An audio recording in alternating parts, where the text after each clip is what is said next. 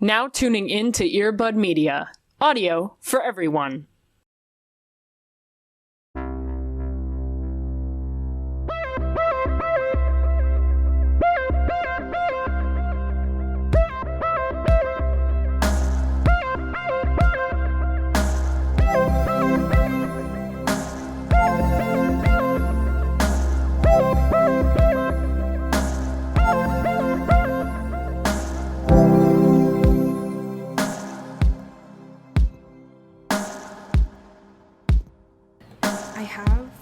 Confession to make that I might have girl boss too close to the sun this week. Okay, sure. Elaborate, please. I think it's because we haven't been reading on this show. That it wasn't until I opened up my Kindle this week that I found myself confronted with the fact that, like, I didn't have fiction as the most recent on there. They were just all nonfiction business books. And I was like, oh no, these are all fucking Harvard business reads. I'm a tech bro. All the airport books. Yeah. It wasn't, but it was like 2 steps away from how to influence friends, make business leads at the urinal. You know what I mean? Like, sure. Like, and I was like, oh no, I need to go read a gay vampire book immediately. This is the worst thing that's ever happened. Yeah, it's dire out here. I am about 2 seconds away from getting engaged and making a LinkedIn post about it. You know what I mean? Like, this is terrible. Oh no. These are my confessions of I appreciate your vulnerability. I hope you get back on the wagon soon. Don't fall too far into the pit. It's just, I'm aware of the problem now, so now I can fix it. You know? But it was just staring at the black mirror that is my Kindle, being like, I've fallen far, and I need to fix this. Yeah. What happened to me? How did I become What happened this? to me? When did this happen? My 15-year-old self would be so disappointed, you know? Yeah. I need to change this. God. Yeah. But alas. Welcome to Into the Twilight. Hey. A safe space where we are not gonna peddle you on how to network. That's not what we do here. No, it is not. No. The only time that we would talk anything about that is the fact that I heard on so many social media platforms this week that fucking what's-his-face got voted off first from Survivor. Dude, that was the highlight of my fucking life. Are you kidding? Almost made it my happy thing, because it did bring me a lot of joy. It brought me so... Like, the nerve of them being like, let's use you in every ad for this television program. And then every get out other of there. dude being like, every other contestant was like, get the fuck out of here. No. Yeah, right. We see right through you. And I love that a lot. Yeah. How are you? I'm here. I'm living. Okay. This is less of a happy thing and more, I guess, like a journey that I'm going to be going on. And I want you to hold my hand. Okay. While I do this. I'm so scared. Because So this is lore, probably for the folks at home. I'm not sure if folks know this because I don't really talk about it. But I have been on and off, like, trying to get back to where I was in, like, college and high school, of, like, actually being able to speak Chinese properly because I studied it for a very long time and I fell off the wagon, right? Okay. And I'm trying to, like, get back into it. I'm doing my little Duolingo, whatever. Yeah. And I thought, okay, cool, next step, like listening to stuff or watching shows or something. What if I find, like, a little book just to try and, like, translate it and figure it out? That seems fun, like a fun little immersive experience. And I've been looking, and I do have, like, Sense and Sensibility, but I'm like, I haven't even read that in English, so that probably wouldn't be very helpful. So I should probably start there. And I was like, you know what? Would be a pretty fun to read, plus something I'm very familiar with. Oh my god. So I now am the proud owner of Twilight in Chinese, and I'm going to try to read it as language immersion.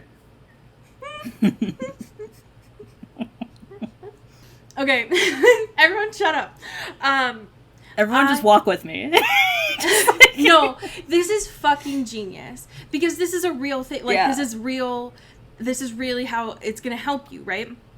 But now I need desperately to know in Chinese, like, what dialect are you studying? Yeah.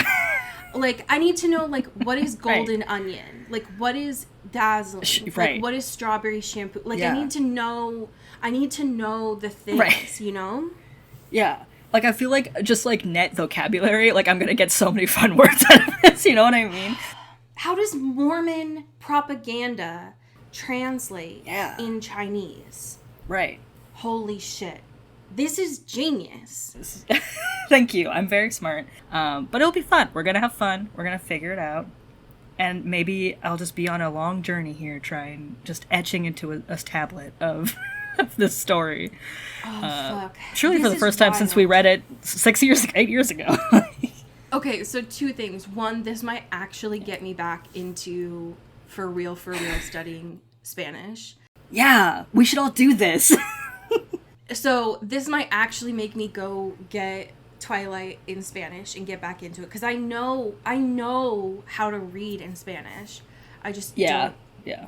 I fucking use Duolingo, which is like nothing. Like, that's not helpful reading. Right. Because it's all AI. Also, I dated someone who I think I've talked about. They were the person who slept on the floor and like didn't have a mattress, who studied Chinese in college, and watching them mentally deteriorate from being like spoken at home to like studying it in college was a journey. Yeah. Fuck, we might need to do this. That might give I think me we just like buddy read like, here. Because I know that book. I can like recite it. Completely. Yeah. Damn. So let's, maybe make a little book club, a pseudo side book club with folks that are learning another language. Fucking try it with Twilight, Yeah, Why not? Why not? Damn. That's smart. God, that's my truth. I love that. And I'm terrified, but I'm looking forward to trying. That's so smart. Yeah. How are you, my friend? Oh, I'm here. I'm alive. I will say it was kind of hard to pick a happy thing this week, just because like the world is exhausting. Yeah. Sure. So, I found, and I didn't want to be. I didn't want to be a basic bitch, because like I've had Mooding on my list for a couple of weeks, but now all the morning shows are talking about her, and so I was like, fuck it, I'm not gonna do that. Yeah. Like it's done.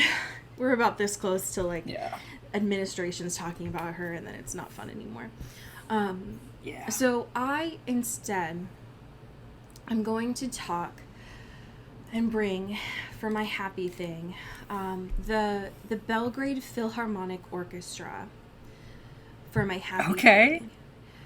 Specifically, they have a program called My First Symphony, and I've never seen this offered before, where this orchestra, Belgrade's Philharmonic Orchestra, is in Serbia, that I found on TikTok. They offer a specific type of program for kids under 2, where right in the pit by the orchestra, they have this like little padded section for the babies to effectively just have a mosh pit.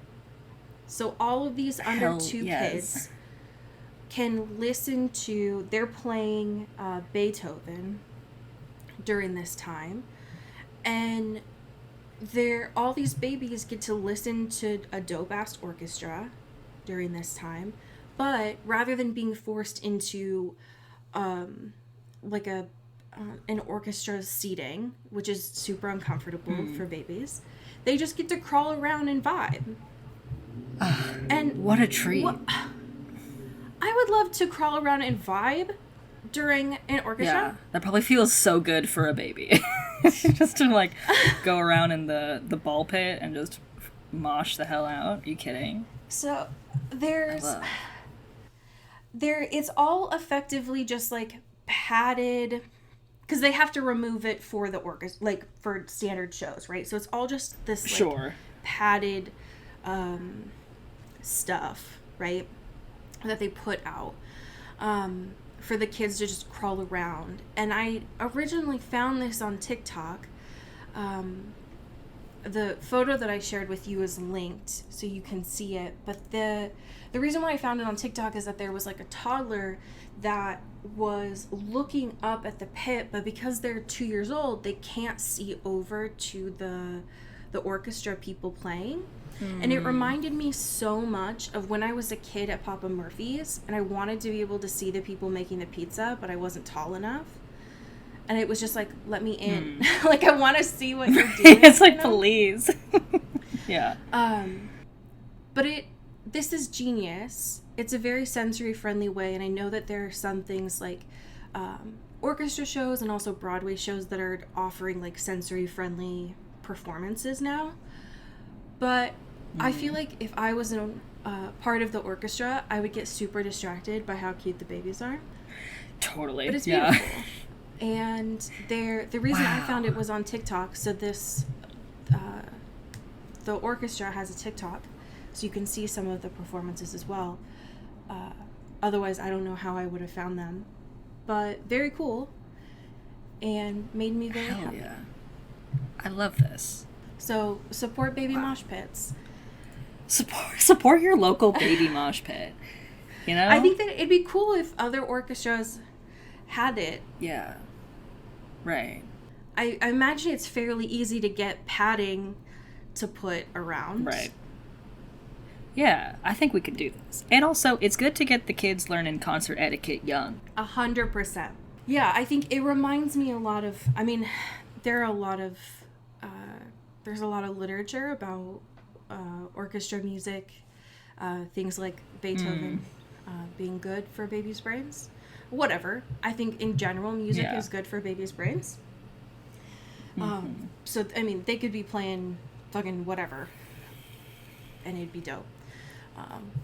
But I think that that's cool. I think that'd be very awesome. I haven't seen an orchestra in, like, a decade. But I would love to, instead of being in those really uncomfortable theater seats, to just chill out and hang during that. Yeah. But go get your babies and let them see the orchestra in a comfortable and also safe way. I don't usually bring baby content to the show. But it is a treat whenever you do. Yeah, 100%. I just wish that sometimes we would get a little bit of a heads up for some of our current events, so that when this news drops, I don't get an alert on my watch that my heart rate is going to go up out of nowhere. In the middle of a work day. I'm happy about it. I would just like a little bit of a heads up. You know what I mean? Yeah. That's all. Because this really came out of the blue here. Yeah. Yeah, we've been talking about it for years, and it's like I've been so used to being disappointed, so when we get a treat, it's so nice, you know? Yeah, we don't really have faith in Warner Brothers.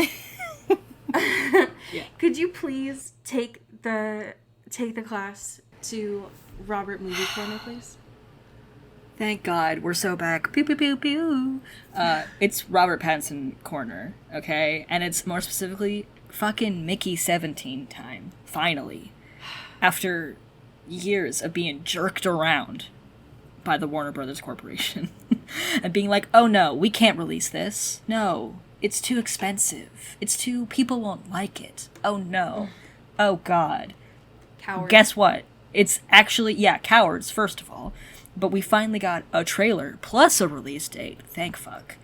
That hasn't been pushed, indefinitely as it was previously. Right. And I'm so excited. Like, I was watching this trailer, I was like vibrating and levitating in ways I've never been before. Because I guess too, like, we knew like a little bit about the contents, but a lot of it was very like shrouded in secrecy and stuff, of like what actually the tone of things were going to be. And I was thinking it would be in like, you know, the Robert Pattinson high life sci-fi kind of arena. 100%. But this is fucking goofy as shit, and I love it so much. I'm so excited. I can't remember the last time that I saw a trailer that Robert was in, and I giggled the whole time. Yeah, where he smiles, where he laughs. It's been so long. And I wasn't giggling in a, oh, Robert, you weirdo, I'm gonna have to suffer through this for content. I was in a, oh my god, I'm gonna love this. Yeah, this is so fun. Everything about this is incredibly exciting to me. I love that we're operating in a space where there are two canonical Robert Pattinsons cloned together. I love that. That's very exciting to me. I love his silly little voice in this. That's how you know it's going to be a hit. He throws on a little accent, we're good. You kidding? This man and his silly little voices. I'm obsessed. Like, I think he realized, like, he locked in for... Even for, you know, good time, you could argue, too. But I think it really locked in with Boy and the Heron of being like, oh, the people love this. Like, the people love when I do this. And this is what he truly loves most in this world, I think, is to just get in there and be a little freak. And thank God for that. And he's so good at being a little freak. Yes. The best to ever do it. I already knew I was going to love this. Because I don't know that I've seen a Bong Joon-ho piece that I don't love. Yeah. I already knew from, even if it was shrouded in mystery from the cast, I was going to be into this. This trailer only made me more excited, knowing that we have a star-studded cast, and about 50% of that cast is Robert Pattinson, and Robert Pattinson, and Robert Pattinson. Yes. There are a lot of Mickeys in this, and I'm so interested. You know what's also really beautiful to me? What? The fact that in January, when this comes out, not only will we have this movie with Robert and Stephen Yeun, we will also have the week before the Kristen Stewart movie with Stephen Yeun. Shut up. They're both at the end of January. Oops, all Stephen. He's the web that connects them all. Are you kidding? Like, get them all in a room together and let's make some magic happen, baby. Are you kidding? He's going to have to do a lot of press that month. That sounds tiring. Yeah. Yes, he's going to be worn out, but you got to hand it to him. But, oh my god, what a time to be alive. And Stephen in this looks so good. I honestly forgot that Mark was in this too. Yeah. And I'm just so excited. Naomi looked really good. Like, the whole... I'm in it. I see the vision. I'm really excited. I'm good to wait. I think that January makes sense. I don't want to rush anything because I understand the vision, even though they pushed it. I'm not going to demand more because I don't want Warner Brothers to be like, I don't want them to get scared. We're grateful for what we have.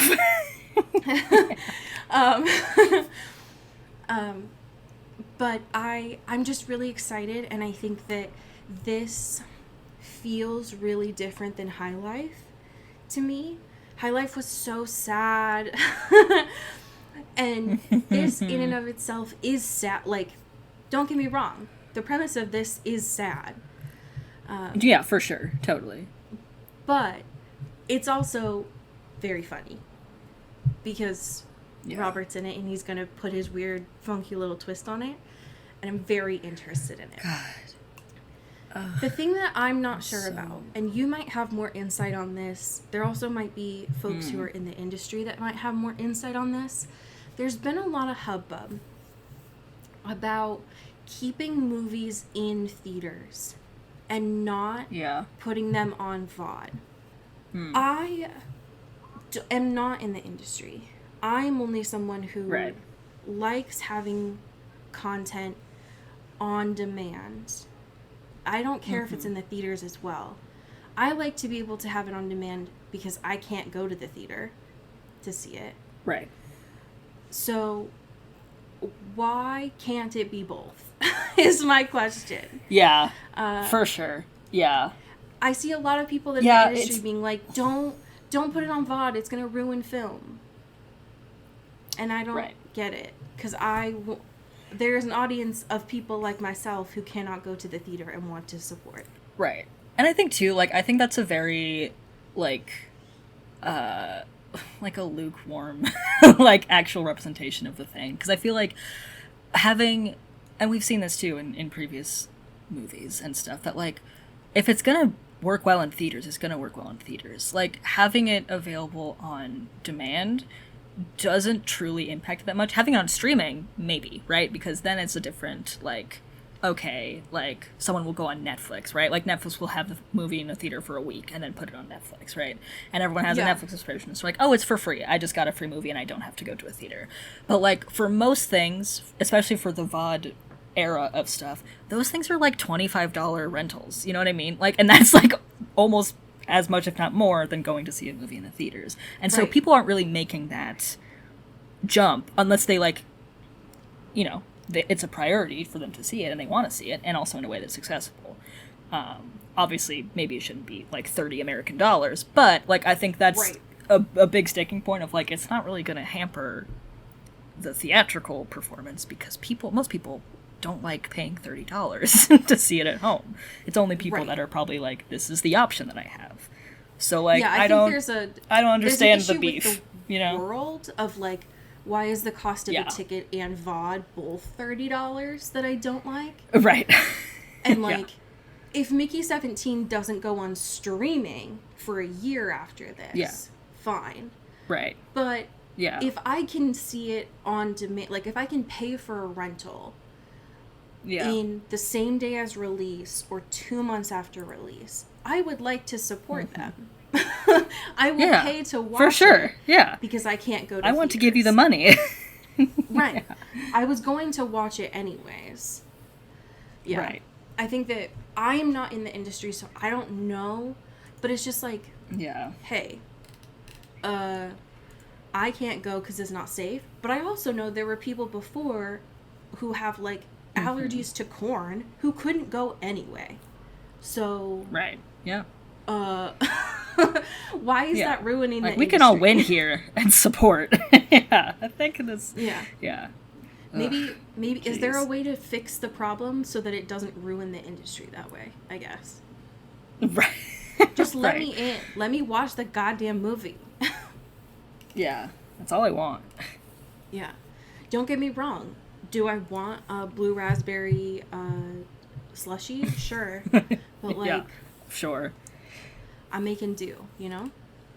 Yeah, anyways, I'm very excited to watch this. Oh, my God. January is going to be a great month for film. Yeah. Whew. I didn't realize until looking this up for today's episode.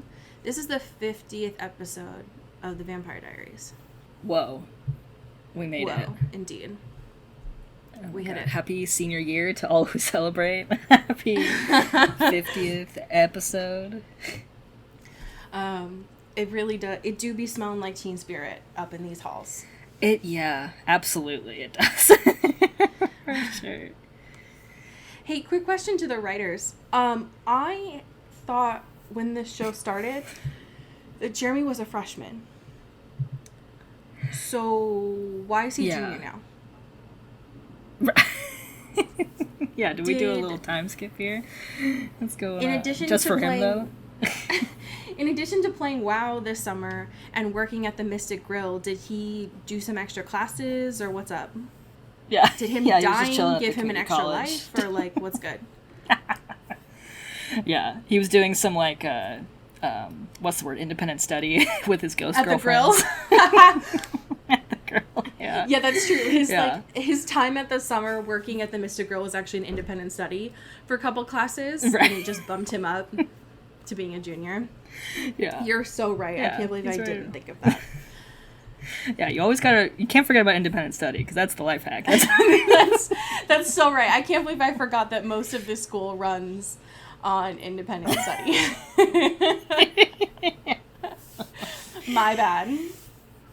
Yeah. Fuck. God. I'm so obsessed with Elena becoming a powerlifter. She's so in her grind. She's locked in. She is training. She is ready to Hell yeah. kill everyone if need be. We love to see it. Rick is out here being like, all right, let's go. Like, they're having their little, Rocky moment of just like, let's go. Oh. Here we are. We're running up the stairs. We're learning how guns work. We're figuring out vampire stuff. Let's go. It meant everything to me to see them before the first day of your senior year. Mm-hmm. Caroline is making sure that her curls are great. Bonnie's doing protection spells on everyone. Elena's out here in the woods behind their house, just absolutely shredding at this time. Yeah. I love her. It means so much to me. It's really important. I think I underestimated Rick's power to find vampire shit, because what do you mean that there are vervain grenades? Yeah, like, I think this entire time Rick in the background has just been continuing to collect his treasures and hunting things, and just can at any moment be like, oh, here's the stuff that's always existed. We knew of, grenades with vervain in them. Totally, for sure. Like, okay, Mr. Scientist, what are you doing in here? What's going on? What? I need a little bit more. I didn't think I'd ever say this, but I do need a little bit more on Rick. I would like to know a little bit more about these weapons, my guy. Yeah, I do have questions, and I feel like I'm not really getting a lot of answers about them. But. Yeah. I also would like to know when Elena got a key to Rick's apartment so that she can just go absolutely shred in there. She, at the end of her senior year, she will own half of the property in this town. Like, she will have half the property in Mystic Falls in some way or another, whether it's by, the actual title to houses or just the keys to every home in Mystic Falls. I don't know how she does it. I mean, bless this mess, you know what I mean? She's got real estate on the mind, and you gotta respect that. One of my favorite moments in this, it reminds me of, I think it's the Debbie Downer SNL sketch, when Bonnie, Caroline, and Elena are all rocking up to the school in the morning of their senior year. And they're all doing the, like, damn, our boyfriends suck. Bonnie's like, fucking Jeremy. Right. He's always talking to dead girls. He's not paying attention to me. Fuck this dude. Caroline's like, my hybrid boyfriend. He's being an asshole. And then Elena's like, who's wearing a scarf now, by the way. She's doing the Caroline thing from season 1. Yes, absolutely. And she's like, today was supposed to be our anniversary. And they both turn and they're like, God damn, Elena, Jesus. Yeah, it's like, we're trying to have like a little bit of a light fun, like poking at our, our misfortunes, right. And you just kind of went there, Elena, a little too far. Brought it way down. I love too that, like, it's like, man, the vibes were you're supposed to be just a little more goofy, but okay, you didn't take the note. That's all right. Elena has like her own personal dark cloud around her, and it's like, Jesus Christ, girl. Got a little rainstorm. It's like, well, I just want to be dead, and it's like, Elena, can we listen? Get up, girl. Come on, like, fuck. Yeah, they both turn to her and they're I love like, too that, like, hey, are you good? Like, do you need to go talk to someone? Yeah, I know we're all dealing with our own shit. Josh, but, like, you seem really... You're bringing a real dark energy, and it's like 8 a.m. Yeah. I love, too, that, like, Elena is very much, like, struggling to be there, obviously, and just being like, it's honestly a miracle that I'm here. And Caroline is just, like, fixing the poster for the bonfire, and she's like, oh, I forgot about it. And Caroline's, well, duh, you have to come. It's like, Caroline, this woman is not here. Like, I know you're just gonna be like, oh, fun, it's a little event I planned. It's gonna be fun, we'll get drunk, it'll be so cool. And she's like, I want to die. She's so good at compartmentalizing, which is not a good thing. Like, no, Caroline... But she is impressive when she does it. Caroline is having her own problems here. Like, I relate to her a lot with that. But I love the way that she handles Elena, being like, Elena, you can't, it's the first night out. It's a Tuesday. We're all going to hang out until 2 a.m. and get drunk. You can't just not come to that. Yeah, come on. God. I love her. I love her so much. I love her. I love her so much. She's so good in this episode. I knew this after last week's episode. Yeah. But Paul, this episode is so important to me. Yeah, and I know that it says a lot more about me. But he's a lot hotter. Yeah. And I also, too, because he's given he's getting early Damon energy of, like, no remorse, no, like, care for other people. He's crashing at technically their place, technically Elena's place, and having all these women around and ruining their rugs and just drinking human blood like there's no tomorrow. And it really brings a certain energy. Because Damon now is forced to be kind of, like, the more sane one. And he's like, oh, God, I have to go to the dry cleaning for this. And, like, you're making a mess out of this place. And you're really annoying to live with now that you're like this. He's like, Stefan, we didn't even own the game Twister before this. You had to go and buy Twister at some point last night. Right. Yeah, like what are you doing? And now I have to go really explain to someone how we got blood all over this Persian rug. Like, I don't have time for this. Yeah. Right, like, you are a toddler, and I'm just, like, working around you, and it's very frustrating to me. But also, I'm so glad that you brought that up, because how the fuck did Rebecca get into their house? That's Elena's house. I know, I know that she's an original, right? So, like, maybe the rules don't apply to her or whatever. But it's just like, then why? Why did Elena get the house to begin with? Right. It feels like really the purpose is not being fulfilled here. Can we spend 20 minutes talking about Rebecca's hair feathers? I think we would have enough material for sure for 20 minutes. Because I felt so triggered as someone who was in high school when this came out. I never got them. I never got them because, hey, they don't work on curly hair. That's not a thing. Sure. That was reserved for people that looked like Rebecca, that were the popular kids. I'm honestly surprised Caroline doesn't have them, because it was like a popular thing. Yeah. But it was specifically the, like, brand. It was like the pink zebra that she had that really brought the Jersey Shore energy to it. That I was grateful for the authenticity of the moment, I think. Yeah. Her leaning into, I'm like 100 years old, but I'm really going to pretend like I'm 18 here. Yeah. That I appreciate. I love that both her and Stefan re-enroll in high school, because it really gives the energy of, like, so there's this 50-year-old woman here, you know? Like, that's, like, the energy that's happening. And her just being like, hey, Rick, Mr. Rick, I'm new here, and, like, history is my favorite subject. It's like, what is happening? What is going on? I do love, and I know that this has to happen because it's a television show, but the fact that they're all assigned to the same history class is just chef's kiss to me. It's really beautiful.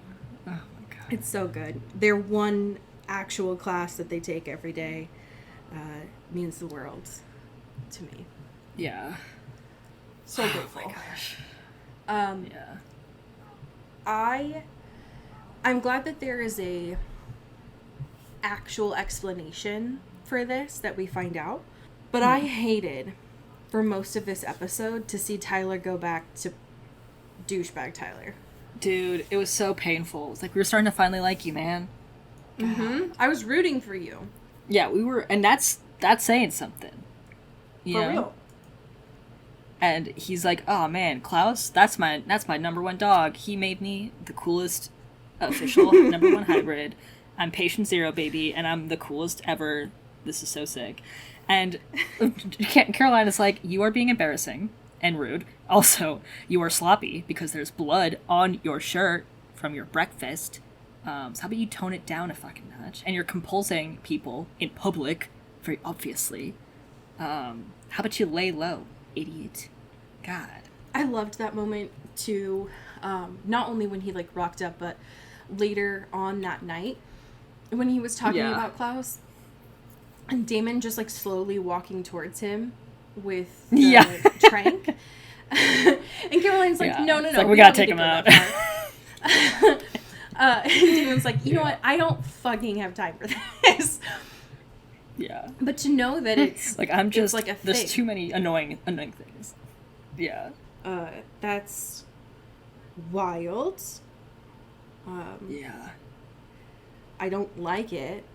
But it is going to pose some interesting loyalty questions, especially near the end of the episode, when he was just had sex with Caroline, and then Rebecca rocks up and he's like, well, okay.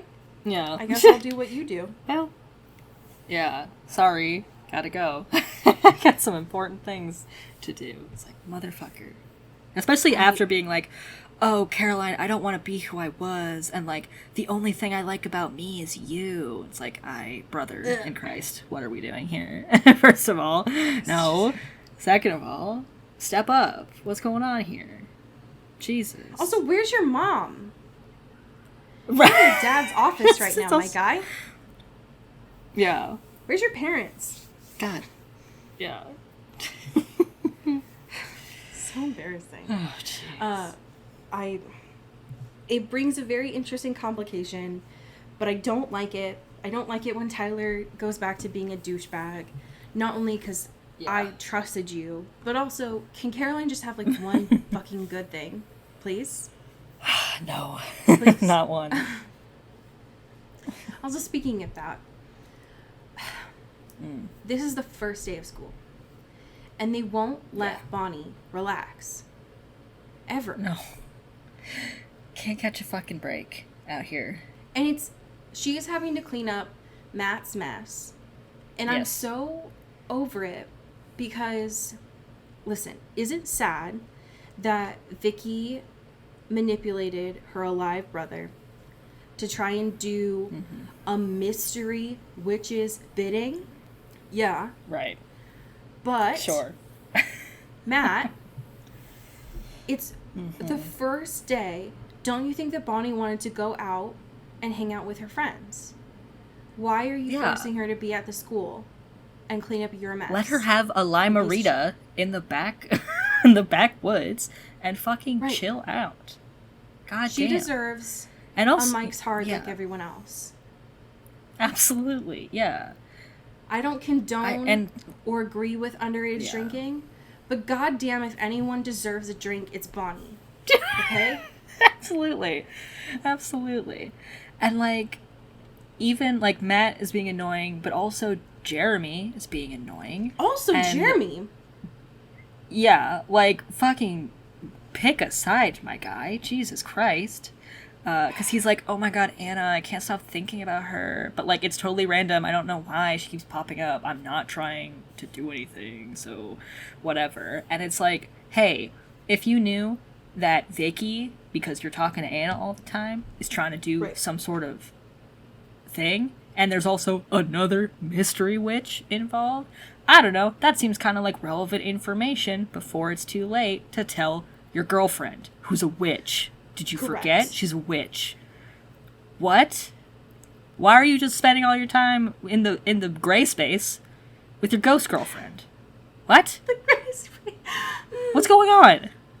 The most typical thing of teenager Jeremy was these like moments of really bright intelligence mixed with absolute no thought at all.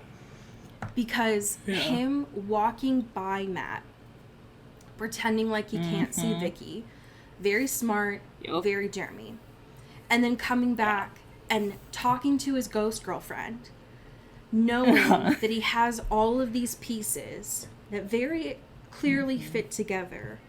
And instead of talking to his girlfriend, his witch girlfriend, about a witch problem, he's like, I'm going to talk to my ghost girlfriend, who's a vampire, about a witch problem. Yeah. Jeremy, I know and why is my witch girlfriend mad at me for not telling her? Why is my ghost girlfriend mad at me? Because I can't stop thinking about her, and I shouldn't be when I'm with my witch girlfriend. And why is my witch girlfriend mad at me for not coming to her about this problem? And also, I can't stop talking about my ghost girlfriend. I just, can't figure it out. Like, life is just, so hard. And it is, I've never wanted to shake him more in my life. It is. Yeah, your life is really hard, Jeremy, but I do also just want to shake you a little bit, you know? Yeah, right. I don't think you're really, the excuses really run up to a certain point of your horrific life in childhood, you know? These are kind of current problems that you're doing right now that are more on you. You have 4 puzzle pieces that fit together perfectly, and you are trying to eat them. Why are you trying to eat them, Jeremy? Just use your hands, Jeremy. God. Right. You're right there.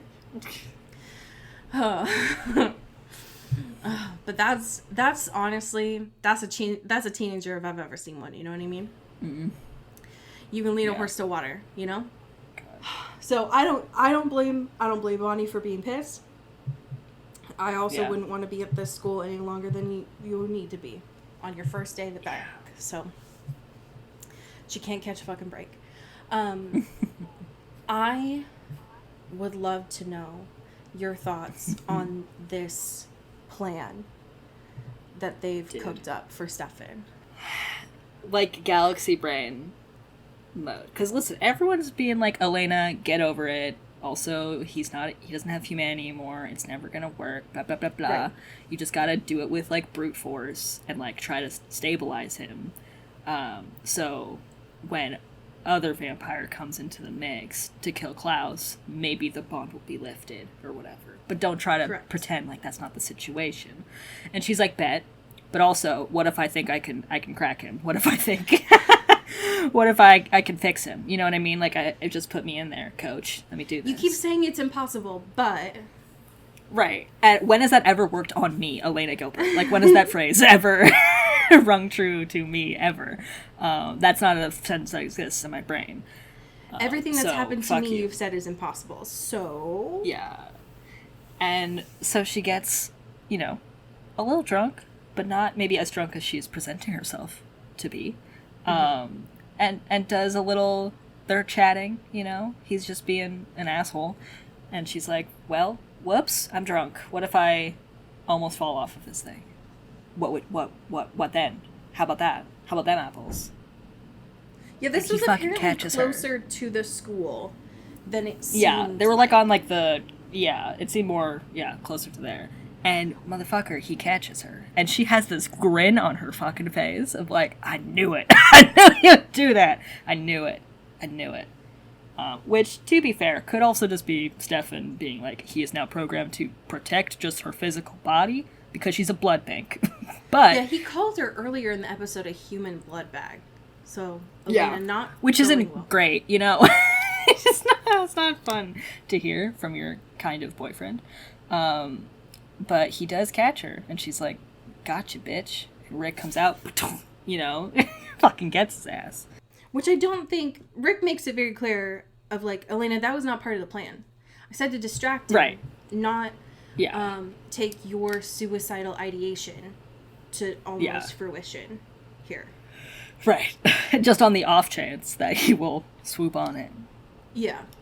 But she's like, but he did though, so... but... So it worked though. Yeah, I mean, just because Klaus compelled him doesn't mean that he had to succeed in saving him. Right, yeah. For sure. For sure. Yeah. So, yikes. But it did. I mean, they tranked him, I guess. Yeah. Yeah. Took him out back like Old Yeller. He got lost. Yeah. He ran away. He's in a farm upstate. He's really happy there. But it lasted for like maybe 15 minutes. Yeah, so no, it whatever was was in those trank darts was not. was not. Yeah. Like, Rick, what is your stash if you have not been harboring this for decades at this point, it seems like? And you have all these gizmos and gadgets. Yeah, it's like, and you're constantly growing vervain. Like, you have, like, a system going on a little bit. Right. You know, you have some sort of methodology here. Are you using old? Are these, like, the ones just from the back dusty corner of your fucking treasure chest? Like, what do you mean? Yeah, I think he must have grabbed the expired ones, because... or... something. Maybe it was the fire that really activated him, because Stefan was not out for as long as he should have been. Yeah, right. Which is unfortunate.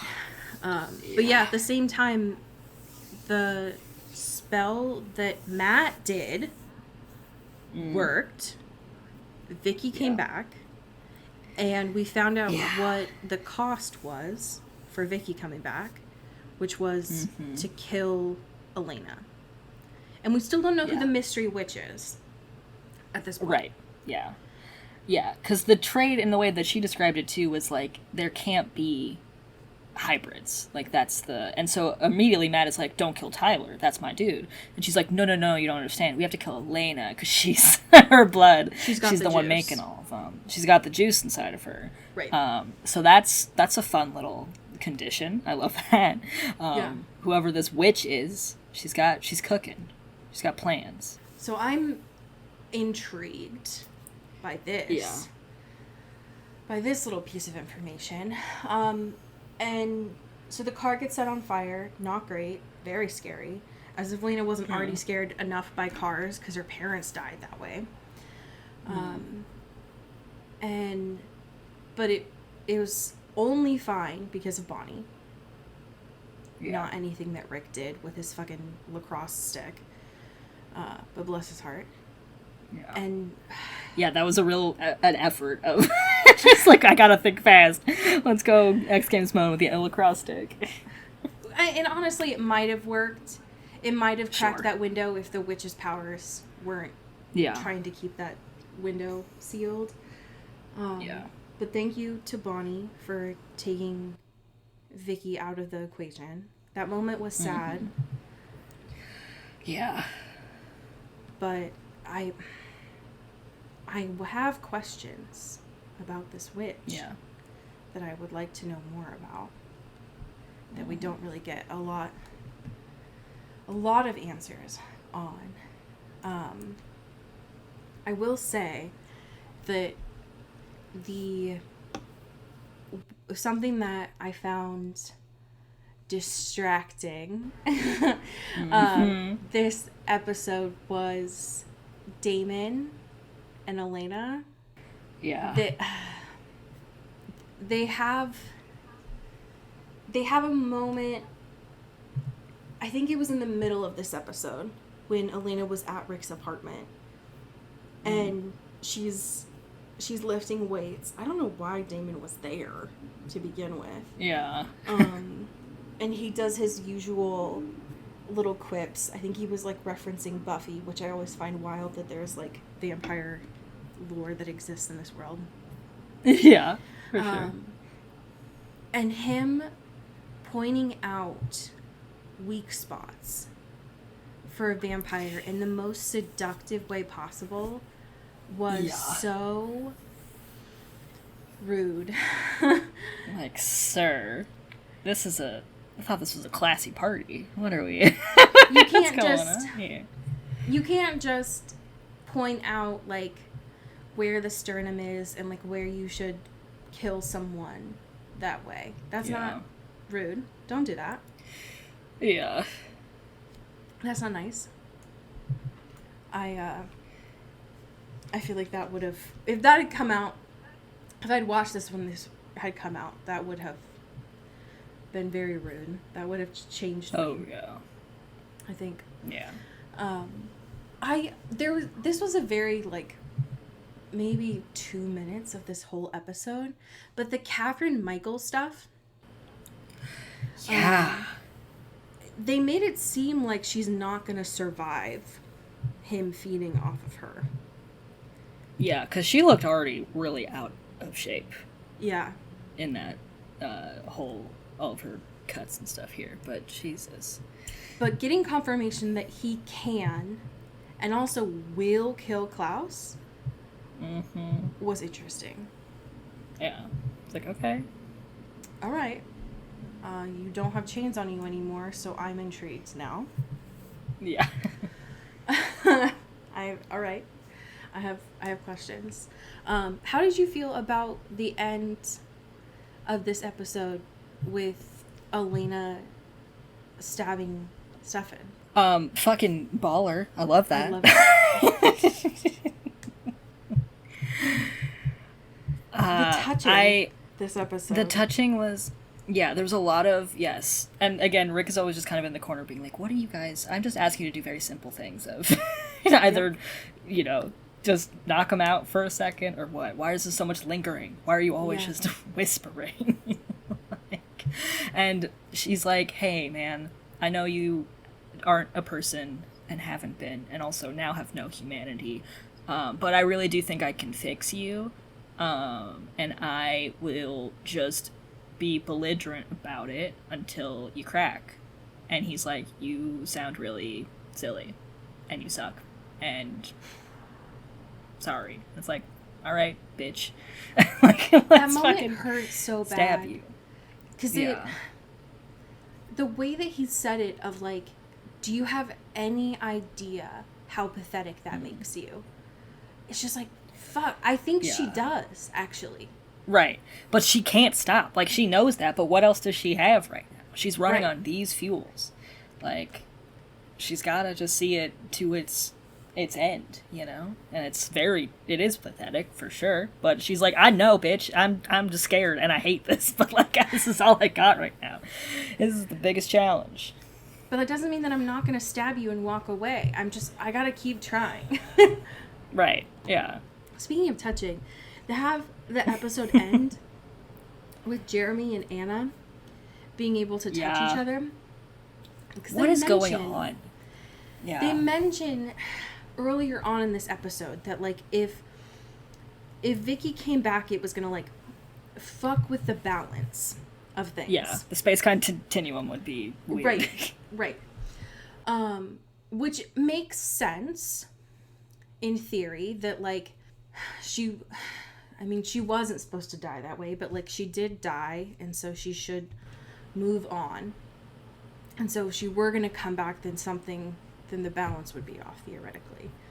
But that does not explain Anna. What it does explain is the fact that Mason... I mean, to me, what it would say is, like, if someone came back that wasn't supposed to, what I initially thought is that the cost was that Matt was going to die for good. Like, I thought it was going to be a 1-for-1. But if the balance is now off in the, like, life or death, are people just going to keep coming back? Because if Anna can now touch, does that mean she's alive? Mason's now back. Like, are all of the people coming back now? It feels like, is this just going to open, like, the portal? To be dragging to be playing that card, I guess. Yeah. That's usually, like, a season 7 card. Right. When you start running out of ideas. Yeah, it's like, what if, like, all of your favorites from the last couple seasons? Yeah, the people that have, like, already been running the convention circuit start coming back, kind of thing. Right. But now Mason's at the Salvatore house, just, like, wreaking havoc. Yeah. Oh, my God. now I'm scared. But appropriately, next week is titled Ghost World. Yeah. This was the episode I could find the least amount of photos of. Mm-hmm. And the one photo that I could find, it looks like Elena has two dads. Yeah. This is like Rachel Berry out to dinner with her dads. It looks like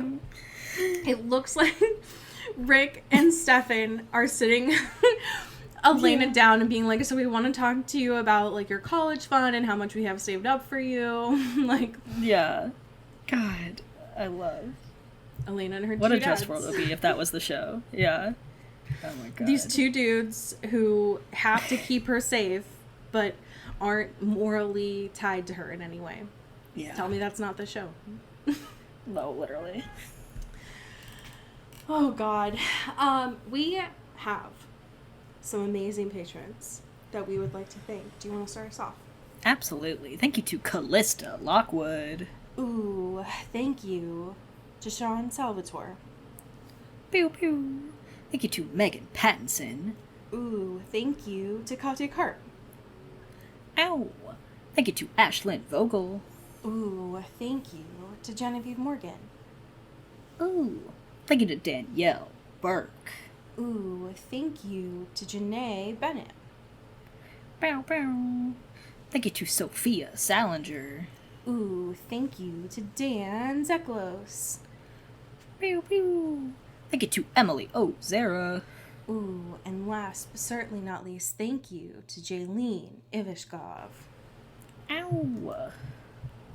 I have a fan fiction for you.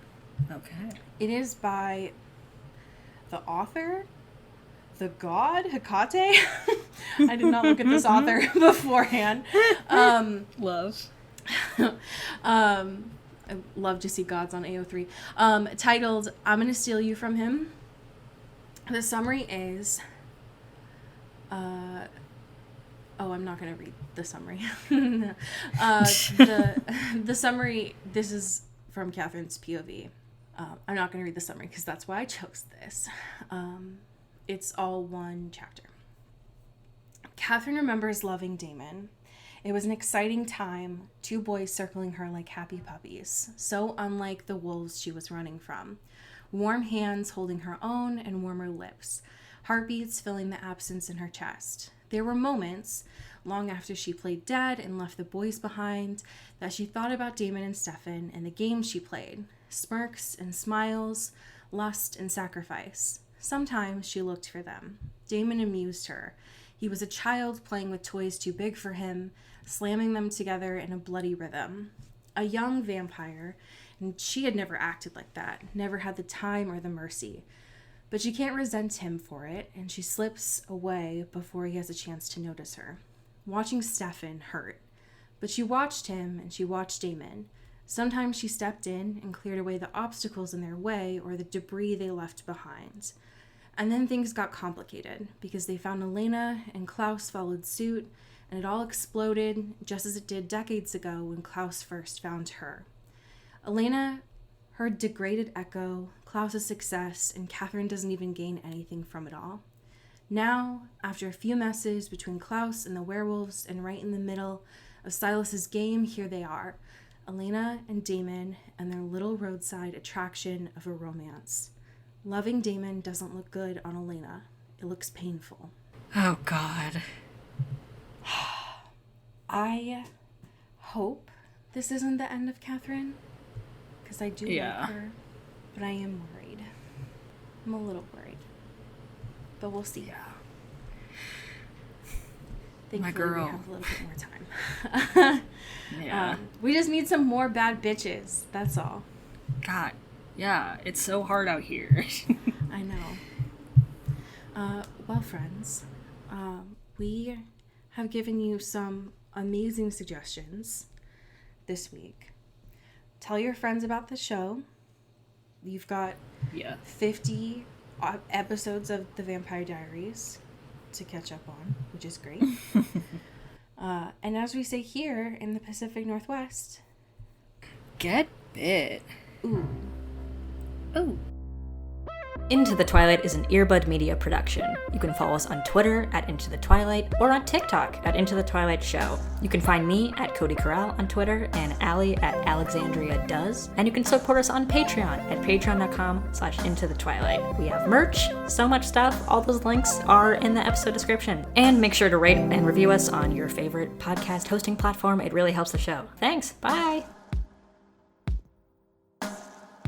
You've been listening to Earbud Media Production.